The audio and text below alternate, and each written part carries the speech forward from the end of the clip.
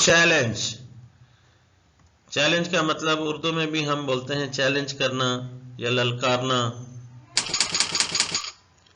چیز، چیز کا مطلب ہوتا ہے تعاقب کرنا، پیچھا کرنا۔ چینج، چینج کا مطلب ہوتا ہے بدلنا، تبدیل کرنا۔ بسم اللہ الرحمن الرحیم، میرا نام وحید الرحمان ہے اور آپ دیکھ رہے ہیں میرا یوٹیوب چینل وی این سلیٹ۔ آج کی اس ویڈیو میں ہم عام استعمال ہونے والے ریگولر وربز کے اردو معنی پڑھیں گے، لیکن آئیے سب سے پہلے دیکھتے ہیں کہ ورب انگلش میں ہوتا کیا ہے۔ ورب کو اردو میں فعل کہتے ہیں۔ اس کو ہم ایسے ڈیفائن کرتے ہیں، ورب از a word that shows action, یعنی ورڈ ایسا ورڈ جو جس میں کوئی ایکشن ہو رہا ہو اس کو ورب کہتے ہیں۔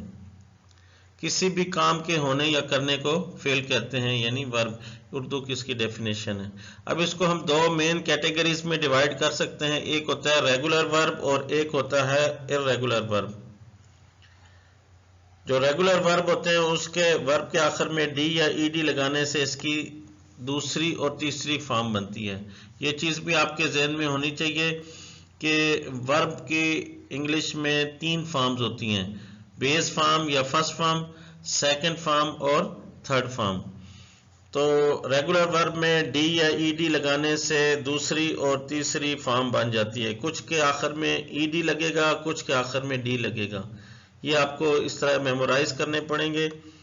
یہاں پہ ہم ان کے اردو میننگ کی بات کریں گے، جیسے کال، کالڈ، کالڈ، اس کی سیکنڈ فارم بھی یہی ہے، تھرڈ فارم بھی یہی ہے۔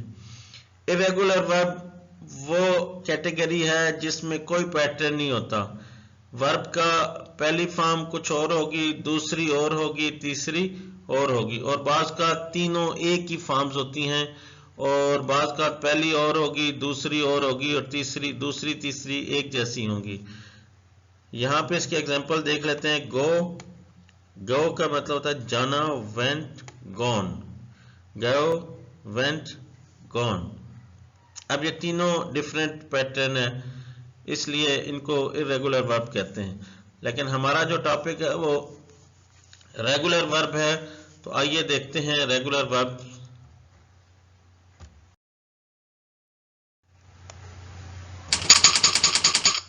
ایکسپٹ، ایکسپٹ، ایکسپٹ کا مطلب ہوتا ہے قبول کرنا۔ ایکیوز، ایکیوز، ایکیوز کا مطلب ہوتا ہے الزام لگانا۔ اچیو، اچیو کا مطلب ہوتا ہے حاصل کرنا۔ ایکٹ، ایکٹ کا مطلب ہوتا ہے عمل، عمل کرنا، کوئی کام کرنا۔ ایڈ، ایڈ کا مطلب ہوتا ہے جمع کرنا۔ ایڈمائر، ایڈمائر کا مطلب ہوتا ہے تعریف کرنا۔ ایڈمٹ، ایڈمٹ کا مطلب ہوتا ہے داخل کرنا، اور ایک اس کا مطلب ہوتا ہے تسلیم کرنا، مان لینا۔ ایڈاپٹ، ایڈاپٹ کا مطلب ہوتا ہے اختیار کرنا، اس کا ایک مطلب ہوتا ہے پالنا بھی ہوتا ہے، جیسے کوئی بھی جانور کو خرید کر اس کو پالا جائے، اس کو بھی ہم بولیں گے اڈاپٹ اے ڈاگ، کتے کو اڈاپٹ کیا۔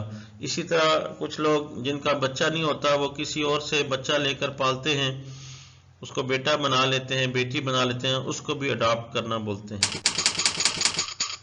ایڈوائز، ایڈوائز کا مطلب ہوتا ہے نصیحت کرنا۔ ایک ایڈوائز سی کے ساتھ بھی ہوتا ہے، وہ ورب نہیں ہوتا ہے، advise we I S C کے ساتھ ورب بنتا ہے، فعل ہے، نصیحت کرنا۔ افیکٹ، افیکٹ کا مطلب ہوتا ہے اثر انداز ہونا۔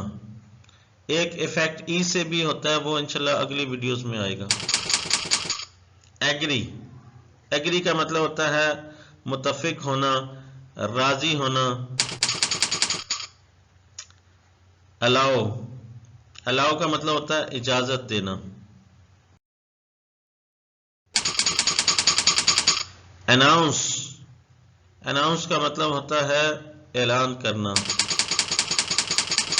اپریشیٹ، اپریشیٹ کا مطلب ہوتا ہے تعریف کرنا. اپروو، اپروو کا مطلب ہوتا ہے منظور کرنا. آرگو، آرگو کا مطلب ہوتا ہے بحث کرنا. ارائیو، ارائیو کا مطلب ہوتا ہے پہنچنا. ایسک، پوچھنا.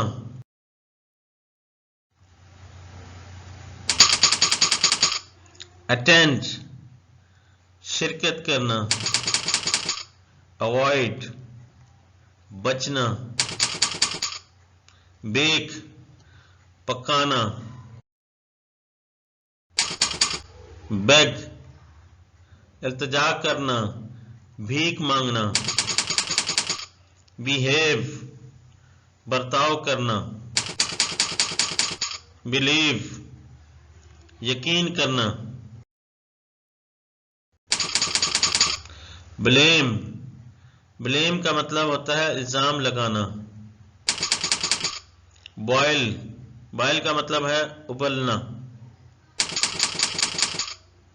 بارو، بارو کا مطلب ہوتا ہے ادھار لینا، ادھار لینا یا ادھار دینا. اس میں ادھار میں کوئی چیز بھی جیسے ادھار دی جا سکتی ہے، جیسے اس پکچر میں آپ دیکھ رہے ہیں پینسل اس کو دے رہا ہے، اور اس میں پیسے ادھار دینا بھی شامل ہے. بادر، اس کو بادر پڑھیں گے پریشان کرنا، تنگ کرنا، یا اردو میں ایک لفظ اس کے لیے استعمال ہوتا ہے زحمت دینا. باؤنڈ، باؤنڈ کا مطلب ہوتا ہے پابند ہونا یا کرنا. بریک، بریک کا مطلب روکنا، رکاوٹ.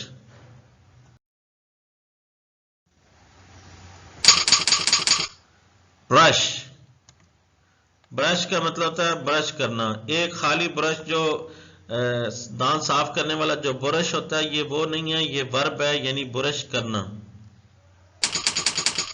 بری، دفن کرنا، کسی بھی چیز کو، کسی خزانے کو دفن کرنا، کسی انسان کو دفن کرنا، کسی جانور کو. بری. کال، بلانا. کیری، کیری کا مطلب ہوتا ہے اٹھانا. کاز، کاز کا مطلب ہوتا ہے وجہ. سیلیبریٹ، منانا.